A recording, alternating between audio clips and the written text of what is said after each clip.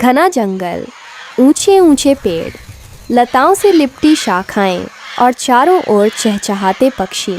इस हरे भरे जंगल में हर जानवर की अपनी जगह थी। शेर अपनी शान से, हाथी अपनी ताकत से, लोमड़ी अपनी चालाकी से और हिरण अपनी तेजी से सबको प्रभावित करता था। लेकिन इसी जंगल में एक काला बंदर भी रहता था जिसका नाम था कालू। कालू का रंग गहरा काला था। उसके चेहरे पर हमेशा शरारत झलकती रहती थी। लेकिन जंगल के बाकी जानवर उसे कभी गंभीरता से नहीं लेते थे।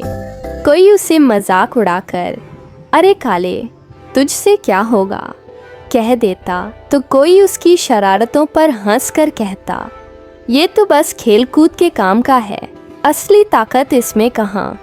कालू भी चुप रहता, कभी गुस्सा नहीं करता। वह जानता था कि उसकी पहचान अभी अधूरी है, लेकिन उसके भीतर हमेशा एक सपना था।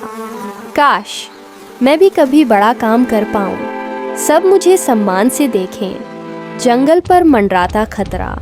उधर जंगल के दूसरे छोर पर हलचल मची हुई थी। जमीन कांप रही थी, पेड़ गिर रहे थे, छोटे जानवर भागते भागते चिल्ला रहे थे, अजगर आया। नागेश वापस लौट आया।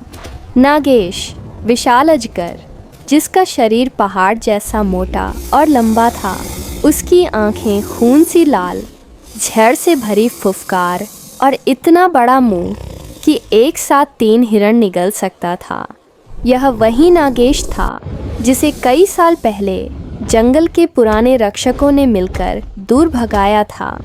लेकिन अब वह पहले से कहीं ज़्यादा ताकतवर होकर लौटा था। उसकी नई शक्ति थी जहरीली धुंध। वह सांस छोड़ता और पूरा इलाका हरे जहरीले धुएं से भर जाता। जो भी जानवर उसमें जाता चक्कर खाकर गिर पड़ता, कुछ देर में बेहोश हो जाते। जंगल की सभा बुलाई गई। शेर रुद्र, हाथी धवल, भालू बलराम, लोमड़ी चंचला और बाकी बड़े जानवर इकट्ठा हुए। सबकी चिंता थी, अगर नागेश पूरे जंगल में फैल गया तो कोई नहीं बचेगा। लेकिन जब विचार विमर्श हुआ तो हर कोई चुप था। सबको लगा कि यह युद्ध कोई जीत नहीं सकता। कालू की बेइज्जती। इसी बीच कालू भी सभा में आ पहुंचा। उसने हिम्मत करके कहा, अगर आप सब कहें तो मैं कोशिश कर सकता हूँ। इतना सुनते ही पूरे मैदान में ठहाका गूंज उठा। भालू बलराम बोला, अरे तू, तेरा शरीर देख, तेरी ताकत देख, तू अजगर से लड़ेगा। हाथी धवल ने गहरी आवाज में कहा, बेटा ये खेल नहीं है, ये युद्ध है, तू सिर्फ मुसीबत बढ़ाएगा। लोमड़ी चंचला ने व्यंग्य किया, कहीं ये अपनी पूंछ से अजगर को बांध देगा क्या। कालू चुप हो गया, दिल टूटा। लेकिन भीतर एक आवाज आई, मुझे कुछ करना ही होगा, अगर अभी नहीं तो कभी नहीं। रहस्यमयी रेशमी पट्टी। उसी रात कालू अकेले ही जंगल के गहरे हिस्से में चला गया। वह जगह बहुत डरावनी थी। चारों ओर अंधेरा, चीखते उल्लू और अजीब सी सरसराहट। कहते हैं वहाँ पवित्र वृक्ष खड़ा है जहाँ कोई साधारण जानवर जाने की हिम्मत नहीं करता। कालू ने साहस जुटाकर उस वृक्ष की ओर कदम बढ़ाए। अचानक उसकी नज़र पड़ी, वृक्ष के तने पर एक चमकती हुई रेशमी पट्टी लिपटी हुई थी। वह सुनहरी हरी रोशनी से जगमगा रही थी, जैसे उसमें कोई आत्मा बसी हो। जैसे ही कालू ने हाथ बढ़ाकर उसे छुआ, पट्टी ने मानो खुद ही उसके हाथ को पकड़ लिया। पल भर में पूरी पट्टी उसकी बाँह पर लिपट गई। अचानक एक जोरदार रोशनी फैली। कालू ने महसूस किया कि उसकी नसों में बिजली दौड़ रही है। उसके हाथ फैलते ही पास की लताएं हिलने लगीं।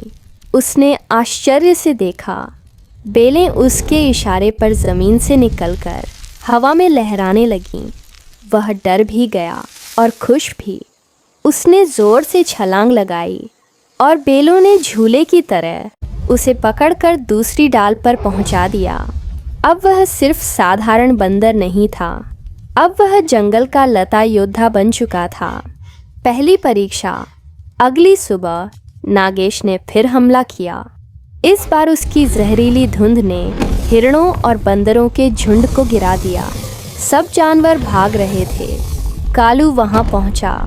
इस बार उसने अपनी नई शक्ति का इस्तेमाल किया।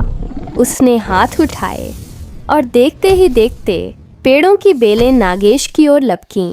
शुरू में बेलें नागेश के शरीर पर लिपट गईं। नागेश छटपटाया, लेकिन वह बहुत विशाल था। उसने एक झटके में बेलें तोड़ दीं और जमीन पर पटक दीं। कालू गिर पड़ा। उसका शरीर दर्द से नहीं जीत पाएगा, लेकिन उसके चेहरे पर डर नहीं था। उसने खुद से कहा, यह तो शुरुआत है, मैं हारूंगा नहीं। नागेश ने उसकी ओर देखा और ठहाका मारा, तू मुझे रोकेगा? तू एक काला बंदर। फिर वह हंसता हुआ जंगल की ओर बढ़ गया। विश्वास की कमी। बाकी जानवरों ने जब कालू को घायल देखा तो सब ने फिर मजाक उड़ाया। देखा, मैंने कहा था इससे कुछ नहीं होगा। अजगर को रोकना आसान नहीं है। कालू का मन टूटा, लेकिन अब उसके भीतर जंगल को बचाने की आग जल चुकी थी। उसने तय कर लिया, चाहे जैसे भी हो, वह अपनी नई शक्ति को पूरी तरह सीखेगा और नागेश का सामना करेगा। जंगल की ठंडी हवा बह रही थी। पेड़ों की शाखाएं धीरे धीरे हिल रही थीं और कहीं दूर से पंछियों का मधुर गीत सुनाई दे रहा था। मगर इस शांति के पीछे एक बड़ा तूफान छिपा हुआ था। पूरे जंगल में अब हर जानवर काजर की बहादुरी के किस्से सुना रहा था। वह काला बंदर, जिसने अपनी रेशमी बेलों से शेर जैसे ताकतवर जानवरों को भी काबू कर लिया था, सबकी जुबान पर छाया हुआ था। लेकिन जैसे जैसे उसका नाम फैल रहा था, वैसे वैसे जंगल की गहराइयों में छुपा हुआ विषधर नागराज बेचैन हो रहा था। वह एक साधारण सांप नहीं था, बल्कि विशालकाय अजगर जैसा बड़ा और जहरीला नाग था, जिसकी आंखें अंगारे की तरह चमकती थीं। उसके फन पर चांद जैसे निशान और शरीर पर काले हरे धब्बे थे। कहते हैं कि उसकी सांस से भी जानवर मर सकते थे। सालों से वह जंगल को अपने काले झर से नियंत्रित कर रहा था। जब नागराज ने सुना कि एक काला बंदर बेलों की शक्ति पाकर जंगल में वीरता दिखा रहा है, तो उसका क्रोध 7वें आसमान पर पहुंच गया। वह गर्जा, यह जंगल मेरा है, मेरी सांस का जहर इसकी जड़ों में बसा है। एक बंदर की औकात क्या है कि वह मेरे राज को चुनौती दे। काजर की नई चुनौती। उधर काजर अब अपनी शक्ति को समझने की कोशिश कर रहा था। वह हर दिन उन रेशमी बेलों के साथ अभ्यास करता। उसकी आंखें बंद होतीं तो बेलें हवा में नाचने लगतीं। कभी वे ढाल बन जातीं, कभी भाले की नोक और कभी पंखों की तरह उसे उड़ान देतीं। धीरे धीरे काजर को महसूस हुआ कि ये बेलें सिर्फ साधारण पौधे नहीं, बल्कि किसी प्राचीन शक्ति की देन थीं। एक दिन बुद्धिमान उल्लू तक्षक उसके पास आया। उसकी आंखों में गहरी बुद्धि चमक रही थी। उसने कहा, काजर, ये बेलें जंगल की आत्मा हैं। इन्हें साधना आसान नहीं। ये सिर्फ शक्ति नहीं, जिम्मेदारी भी है। जंगल का संतुलन बिगड़ा तो ये बेलें तुम्हारा साथ छोड़ देंगी। काजर ने सिर झुकाकर वचन दिया, मैं इन बेलों का उपयोग सिर्फ रक्षा के लिए करूंगा, अपने जंगल और अपने परिवार के लिए। पहला टकराव। नागराज की चेतावनी। रात का समय था। पूरा जंगल सो रहा था। अचानक जमीन कांप उठी। झाड़ियों से फुफकारने की आवाज आई। काजर ने अपनी बेलें सजग कर लीं और उस आवाज की दिशा में दौड़ा। सामने जब उसने देखा तो उसकी आंखें चौंधिया गईं। वह था नागराज विषधर। उसका शरीर एक पेड़ जितना मोटा और लंबा था। उसकी फुफकार से पेड़ों की पत्तियां जल रही थीं। उसके विशाल फन पर चांद का निशान चमक रहा था। नागराज ने अपनी आग जैसी आंखों से काजर को घूरते हुए कहा, तू है वही काला बंदर जिसने मेरे जंगल में अपनी ताकत का तमाशा दिखाया है। याद रख, यह जंगल मेरे झर से चलता है। यहाँ का हर पत्ता, हर धारा मेरी इजाज़त से सांस लेता है। काजर ने निर्भीक होकर कहा, नागराज, यह जंगल किसी एक का नहीं, यह सभी जानवरों का है। तेरे झर ने काफ़ी तबाही मचाई है। अब वक्त है कि जंगल सांस ले। आइजाद हो। यह सुनकर नागराज जोर से हंसा। उसकी हंसी से धरती कांप गई। तो तू ही बनेगा मेरा दुश्मन। चल, देखता हूँ तेरी रेशमी डोरियां मेरे झर को कैसे रोकती हैं। भयानक युद्ध का आरंभ। अचानक नागराज बिजली की गति से काजर पर झपटा। उसकी फुफकार से मिट्टी काली पड़ने लगी। काजर ने अपनी बेलें आगे बढ़ाईं और वे नागराज के फन से लिपट गईं। मगर नागराज इतना विशाल था कि उसने झटके से उन बेलों को तोड़ दिया। काजर हवा में उछलकर पेड़ की टहनी पर जा बैठा। उसकी आंखों में डर की जगह दृढ़ता थी। उसने दोनों हाथ फैलाए और बेलों को आकाश में नचाया। बेलें चमक उठीं जैसे उनमें चांदनी समा गई हो। उन्होंने नागराज को चारों तरफ से घेर लिया।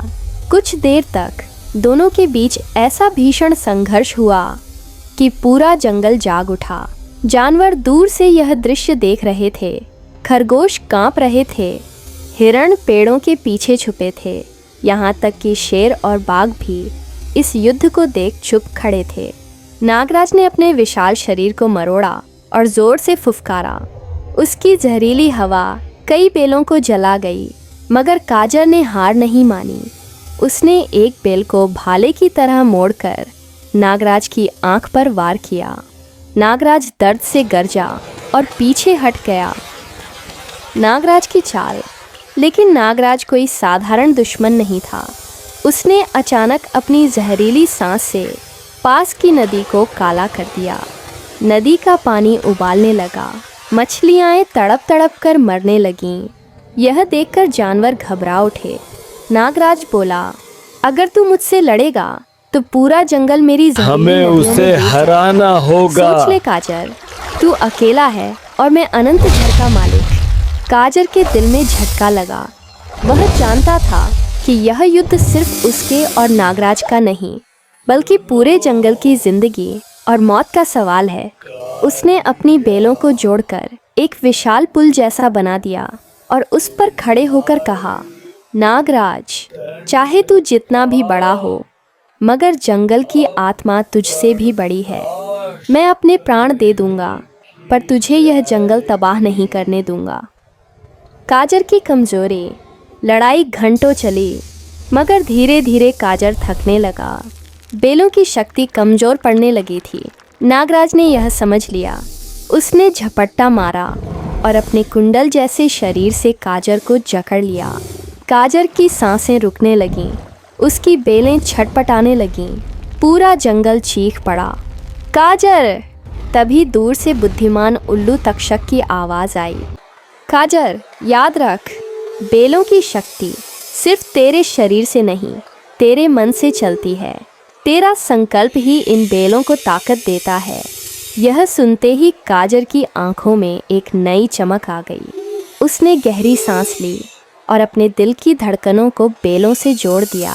अचानक बेलें आग की लपटों की तरह चमकने लगीं। फिर से उठ खड़ा होना। काजर ने अपने पूरे जोश से बेलों को नागराज के शरीर पर लपेटा।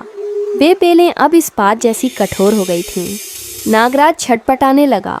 उसकी फुफकार गूंज उठी, मगर काजर ने हार नहीं मानी। उसने गर्जना की, यह जंगल तेरे झर का गुलाम नहीं रहेगा नागराज।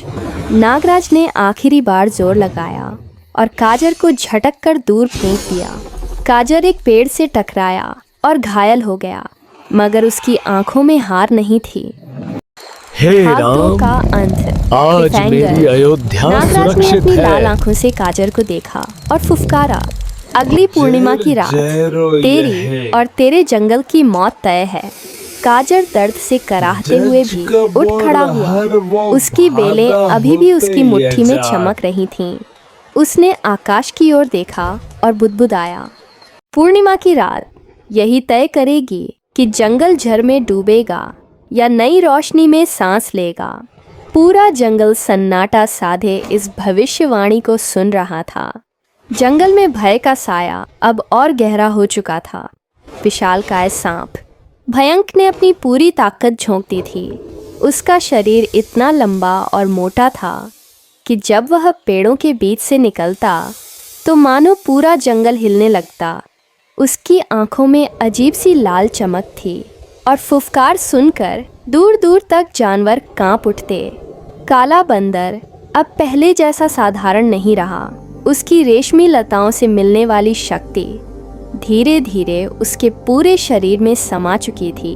उसका शरीर चमकने लगा था और जब भी वह छलांग लगाता तो उसकी गति हवा से भी तेज होती।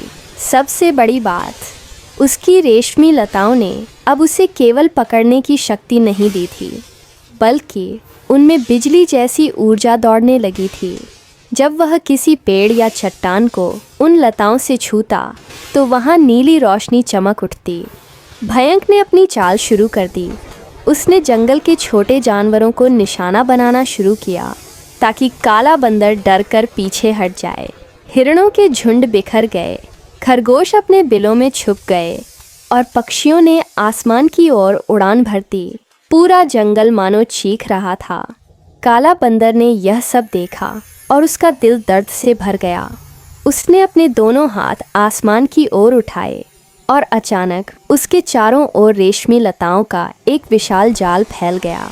यह जाल जंगल के छोटे जीवों को ढककर उनकी रक्षा करने लगा। जानवरों ने पहली बार महसूस किया कि यह काला बंदर केवल एक योद्धा नहीं बल्कि उनका रक्षक है। भयंक जोर से हंसा।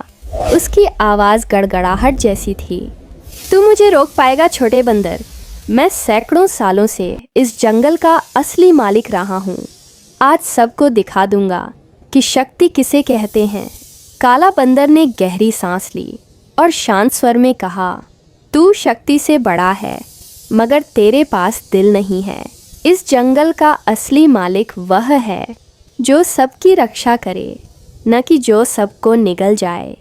इतना कहते ही बंदर बिजली जैसी गति से आगे बढ़ा। उसकी लताएं भयंक के शरीर पर लिपट गईं।